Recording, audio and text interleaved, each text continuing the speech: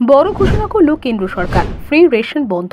দেশের প্রতিটি দরিদ্র মানুষ যাতে বিনামূল্যে রেশন পায় সেই লক্ষ্য নিয়ে কেন্দ্রীয় সরকার বিনামূল্যে রেশন ব্যবস্থা চালু করেছিল।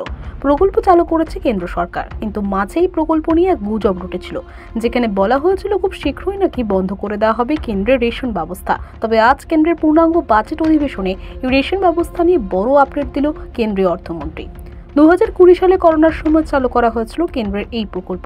সেই সময় থেকে এখনো পর্যন্ত দেশের প্রায় 80 কোটি মানুষ এই সুবিধা নিচ্ছেন।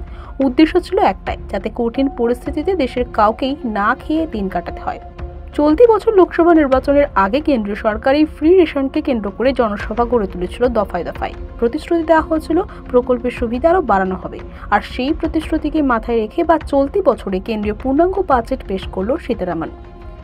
এদিন বাজেটে অর্থমন্ত্রী স্পষ্টভাবে ঘোষণা করে দিয়েছে, কেন্দ্র সরকারের এই প্রকল্পের মেয়াদ আরও 5 বছর বৃদ্ধি করা হচ্ছে। আর এই ঘোষণার ফলে মূলত নিম্নবিত্ত থেকে শুরু করে মধ্যবিত্ত শ্রেণীর মুখে ফুটেছে হাসি। আর চিন্তা থাকবে না সাধারণ মানুষের।